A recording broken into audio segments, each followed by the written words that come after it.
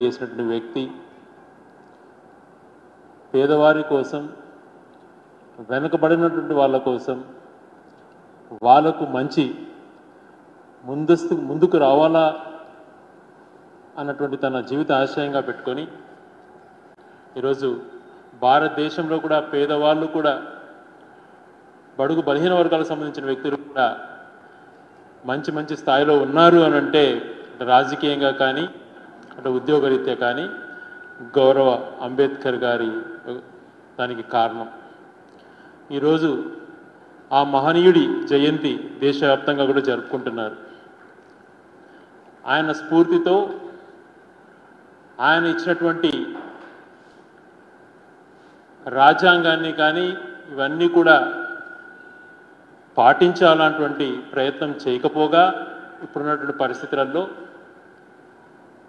చాలా అప్రజాస్వామ్యంగా వ్యవహరించేటువంటి పరిస్థితిని మనం గమనిస్తున్నాం. కొత్త కొత్త పేర్లతో మేము అధికారులకు వస్తే రెడ్ బుక్ పాలన అమలు చేస్తాం, ఇప్పుడు మేము చేస్తుండేది రెడ్ బుక్ రాజ్యాంగాన్ని అమలు చేస్తాం అన్నటువంటి మాటలు మాట్లాడుతూ అత్యంత ఘోరంగా భారత రాజ్యాంగాన్ని కూడా అవమానపరిచే రీతిలో ఈరోజు ప్రభుత్వాలు తన పాలన కొనసాగిస్తున్నాయి. ఒక వ్యక్తి విశాఖపట్నం ఎయిర్పోర్ట్లో మాజీ ముఖ్యమంత్రి, అప్పుడు ప్రతిపక్ష నేత అయినటువంటి వైఎస్ జగన్మోహన్ రెడ్డి గారు పాదయాత్రలో భాగంగా ఎయిర్పోర్ట్కి వచ్చినప్పుడు అక్కడ ఏ రకంగా ముందస్తు ప్రణాళికతో హత్యాయత్నం జరిగినటువంటి అంశం అందరికీ కూడా తెలుసు. వాడినటువంటి ఆయుధం దగ్గర నుంచి వాళ్ళు ఏ రకంగా తనను అంతమొందించాలా అన్నటువంటి ప్రణాళిక రూపొందించారో ఆ రోజు మనం చూసాం. శ్రీనివాసరావు అనే వ్యక్తి ఆ ప్రయత్నం చేశాడని కూడా మనకందరికీ తెలుసు. అతను చేసినటువంటి తప్పును ఆ రోజు సరైన రీతిలో ఖండించకపోగా హేళనగా చేస్తూ, వాడిన ఆయుధాన్ని వేరే రకంగా మాట్లాడుతూ, ఆ ప్రయత్నం హేళనగా చేస్తూ కేసు నీరుగారే ప్రయత్నం చేశారు. అప్పుడు ఎన్నికల సమయంలో కానీ, మన ఎన్నికల సమయంలో కానీ వాళ్ళ ఇంటికి టీడీపీ నాయకులు వెళ్ళటం, ఈ రోజున గౌరవ మాజీ ఐపీఎస్ అధికారి అయినటువంటి ఏపీ వెంకటేశ్వరరావు గారు ఆయన ఇంటికి వెళ్ళటం, ఆయనతో ముచ్చటించడం, అతనితో చర్చలు జరపటం ఎంతవరకు సమంజసం? హేటెడ్ రాజకీయాలకు తెరదింపుతున్నారు వీళ్ళంతా, ద్వేషించే రాజకీయాలు తీసుకొస్తున్నారు. ప్రజాస్వామ్యపరంగా వెళ్దాం, ప్రజలు ఏదైతే మనల్ని నమ్మి వాళ్ళు ఉన్నారో, గత స్ఫూర్తితో గౌరవ అంబేద్కర్ గారు, గాంధీజీ గారి మహనీయులు ఏదైతే ఆశించారో వాళ్ళ యొక్క అడుగుజాడలో నడవకుండా, ఎవరైతే ప్రతిపక్షంగా ఉన్నారో వాళ్ళు టార్గెట్ చేసుకుంటూ, వ్యక్తిత్వ హననాలకు పాల్పడుతూ, టార్గెట్ చేస్తూ ఇటువంటి ప్రయత్నాలు చేస్తుండడం సమంజసమా? ఏదైతే హత్య చేయాలి అని చెప్పి భావించినటువంటి వ్యక్తిని తన నిర్దోషముగా ఇది కాలేదు, అయినా తనతో చర్చలు జరపడం, ఒక మాజీ డీజీగా పనిచేసిన వ్యక్తి, రాష్ట్రానికి ఇంటెలిజెన్స్ చీఫ్గా పనిచేసిన వ్యక్తి ఇంటికి వెళ్ళి తనతో ముచ్చటించడము అని అంటే ఎటువంటి ఆలోచనలు మీకు వస్తున్నాయన్నటువంటిది ఒకసారి ఆలోచన చేయమంటున్నా. జగన్మోహన్ రెడ్డి గారిని అంతమొందించాలన్నటువంటి ప్రయత్నం వీళ్ళు చేస్తున్నారు. గతంలో మిస్ అయింది, ఈసారి పకడ్బందీగా చేద్దాం అన్నటువంటి ప్రణాళిక వాళ్ళు రచిస్తున్నట్టుగా అర్థమవుతోంది. ఈ మధ్యన భద్రత చూస్తుంటే, తను కల్పించిన భద్రతలో కానీ, తను ఎక్కడికైనా వెళ్ళినప్పుడు ప్రభుత్వం వ్యవహరిస్తున్న తీరు కూడా గమనించినప్పుడు, అనంతపూర్ పర్యటనలో కానీ, గుంటూరు పర్యటనలో కానీ, ఉత్తరాంధ్ర పర్యటనలో కానీ ఎక్కడికి వెళ్ళినా కూడా పోలీసులు వ్యవహరిస్తున్నటువంటి నిర్లక్ష్యమ ధోరణి, ఇప్పుడు జరుగుతున్న పరిణామాలను గమనిస్తే ఖచ్చితంగా వీళ్ళు ఒక ప్రణాళిక రూపొందించుకొని జగన్మోహన్ రెడ్డి గారిని ఎలా అంతమొందించాలన్నటువంటి ప్రయత్నాలు వీళ్ళు చేస్తున్నారు. మరి ఆ రోజు ఎయిర్పోర్ట్లో జరిగిన సంఘటనలు 2018 అక్టోబర్ 25న తను లోపలికి వచ్చి ఏమని మాట్లాడి ఏ రకంగా ప్రయత్నం చేసింది ఎన్ఐఏ ఛార్జ్షీట్లో కూడా చేసింది.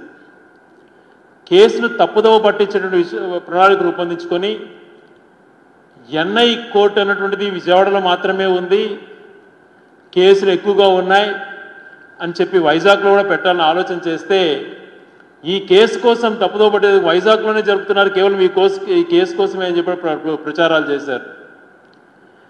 మరి ఎన్ఐ ఛార్జ్షీట్లో కూడా చాలా స్పష్టంగా ఫైల్ చేసింది ఎటువంటి ప్రయత్నం జరిగింది, ఏం జరిగింది అన్నటువంటిది. ఎందుకంటే ఇవన్నీ కూడా మొత్తం రాష్ట్ర ప్రజలు కూడా తెలుసుకోవాలి, తెలియాలి కూడా.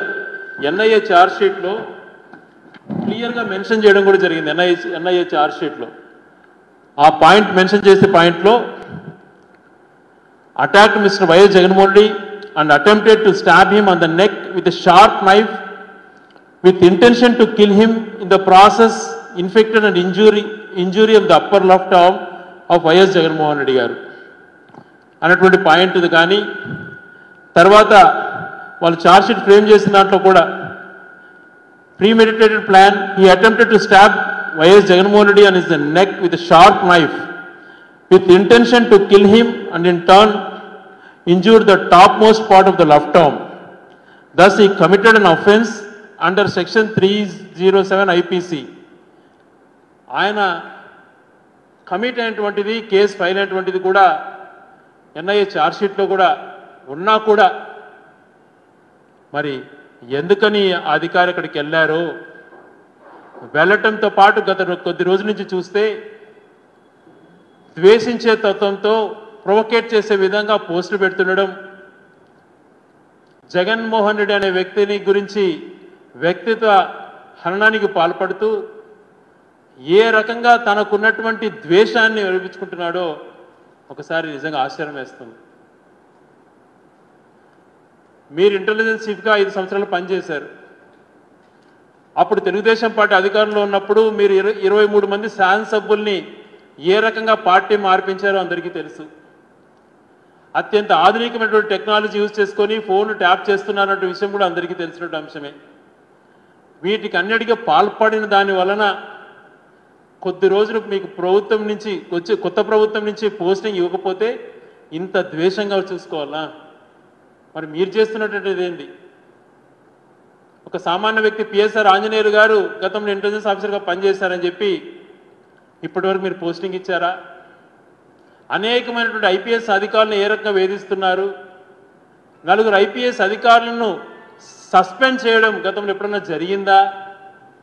ఇంత కక్షపూరితంగా మీరు వ్యవహరిస్తున్నారే, అప్పుడు మీరు ఇంతగా తప్పులు చేస్తున్నా కూడా మిమ్మల్ని శిక్షించకుండా అప్పుడు ఎంక్వైరీ మాత్రమే జరుగుతోంది.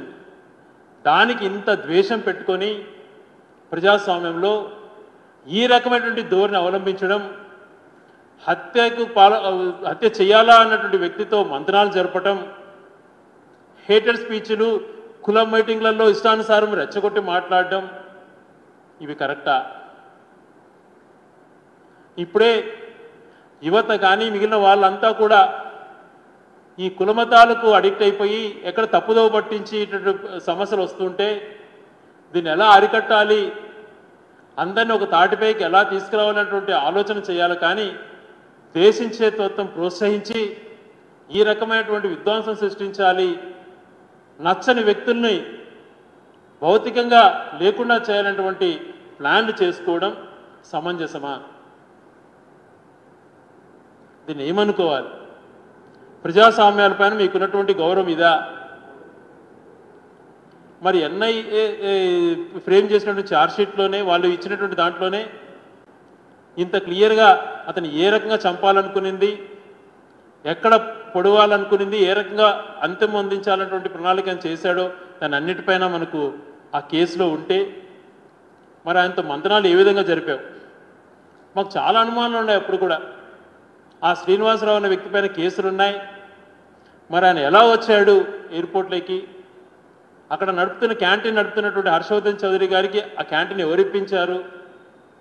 క్యాంటీన్ ఆయనకు వచ్చిన తర్వాత ఏ రకంగా ఇతను రిక్రూట్ చేసుకున్నారు?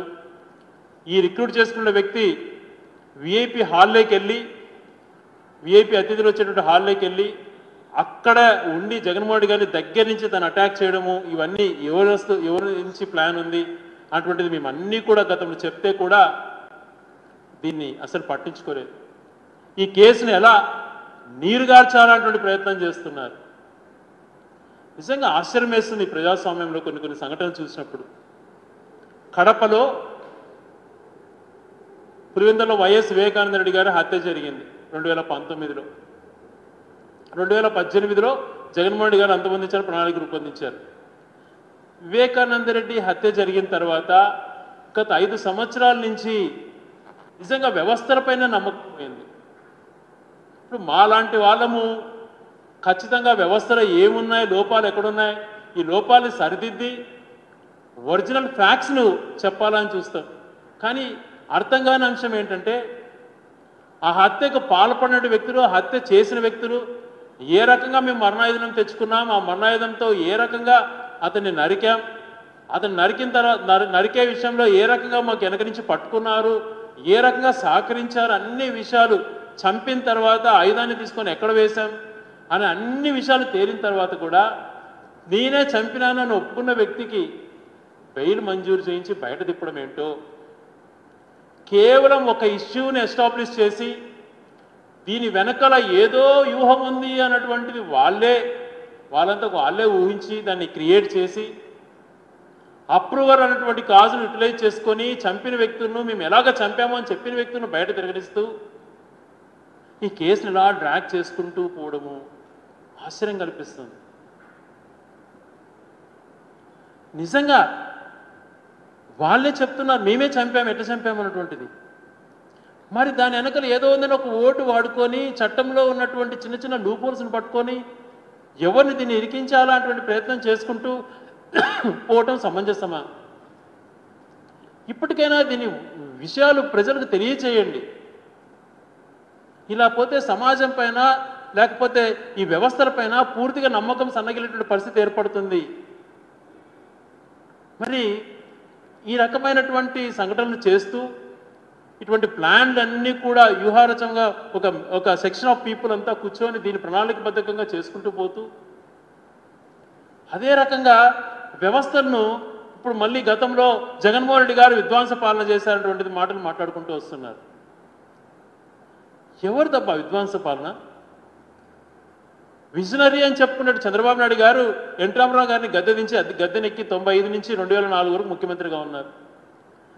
ఈ ఉమ్మడి రాష్ట్రంలో దేశంలో ఎక్కడ లేని విధంగా ఇక్కడ మావోయిజం ఉన్నటువంటిది.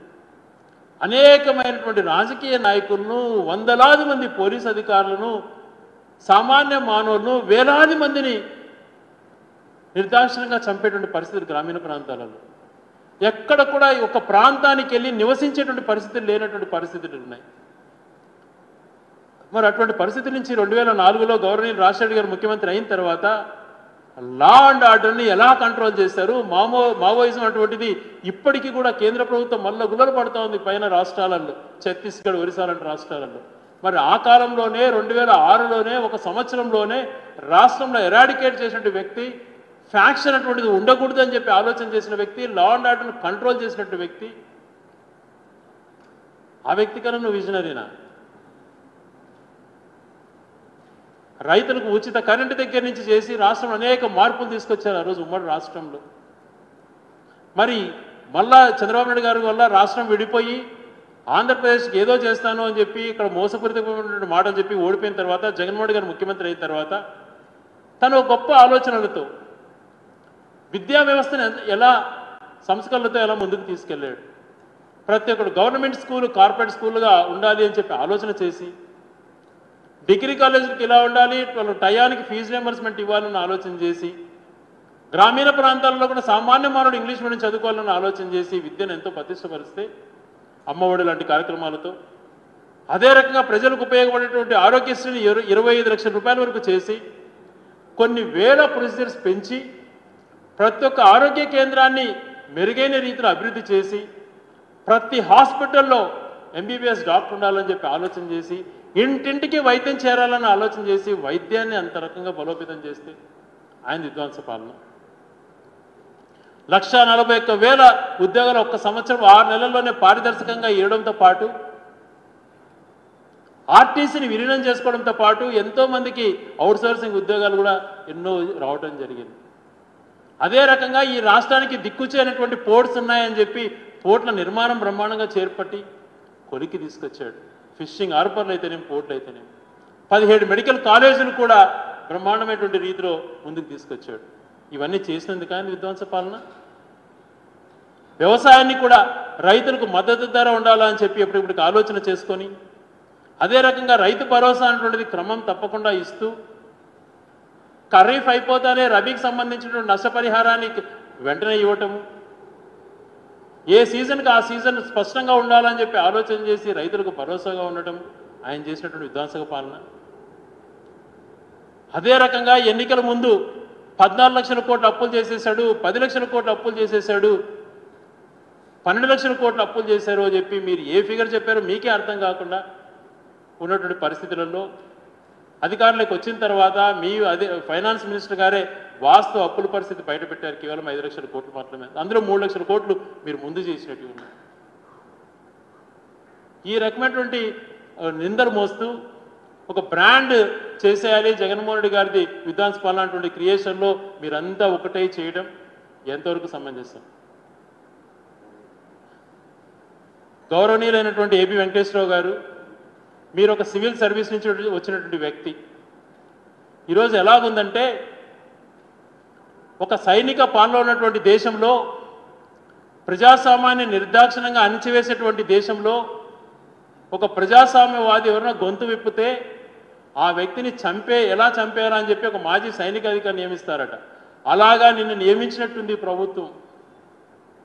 ప్రభుత్వానికి వ్యతిరేకంగా ఉన్న వాళ్ళందరినీ కూడా చేసేసేయి, ఆ ఆలోచనలు క్రిమినల్ ఆలోచనలకు వెళ్ళిపోండి అని చెప్పి ఆదేశాలు ఇచ్చినట్టుగా ఉందా చెప్పండి? అంత అన్ని సంవత్సరాలు పనిచేసిన సివిల్ సర్వీసెస్లో మీరు ఇలాంటి ప్రవర్తనలు చేయొచ్చా? ఇదా మీ వ్యక్తిత్వం? మరి మీ హాయంలో ఇది పలాని చేశాం, ఈ రకమైనటువంటి గుర్తింపు తీసుకొస్తామన్నటువంటి ఆలోచనలు మీకు లేకుండా ఏ రకమైనటువంటి ప్రజలకు మంచి చేయకపోగా ఒక బ్రాండ్ చేయాలి విధ్వంసక పాలన అటువంటి రీతిలో చేస్తుండడం, లా అండ్ ఆర్డర్ని రాష్ట్రంలో అస్తవ్యస్తం చేసి సామాన్య మానవుడు కూడా నివసించే పరిస్థితులు ఏర్పాటు చేయకుండా దౌర్జన్యకరంగా తప్పుడు కేసులు బనాయించి రౌడీలను ప్రోత్సహిస్తూ ఎక్కడికక్కడ రెడ్ బుక్ పాలన అని చెప్పి పేరుతో ఇవన్నీ చేస్తుండడం ప్రజలన్నీ గమనిస్తున్నారు. ఇది సరైనటువంటి పద్ధతి కాదు.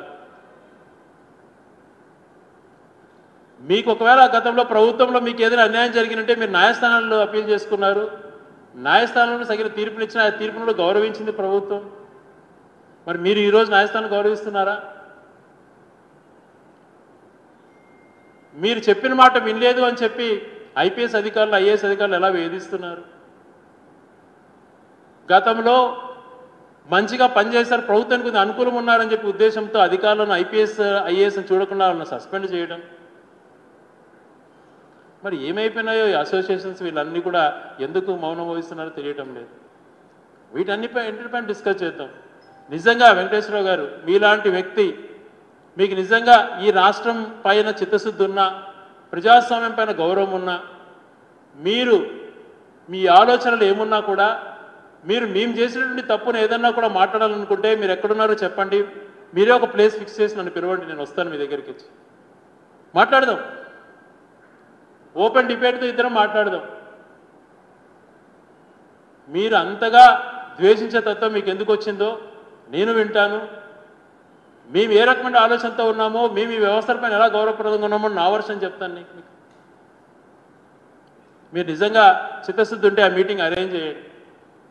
కానీ ఇలా విద్వేషంగా రెచ్చగొట్టి హేటెడ్ పాలిటిక్స్ని లేకపోతే ఇలా మనుషుల మధ్యన డివిజన్ తీసుకొచ్చి ఇలాంటి చేయటం సరైనటువంటి పద్ధతి కాదు అని చెప్పి కోరుతూ, ఈరోజు మీరు నిందితుల దగ్గరికే వెళ్ళి నిస్సిగ్గుగా ఫోటోలు దిగి మళ్ళీ రాజకీయాల్లోకి వస్తామని చెప్పటం నిజంగా ఆశ్చర్యాన్ని గొలిపింది.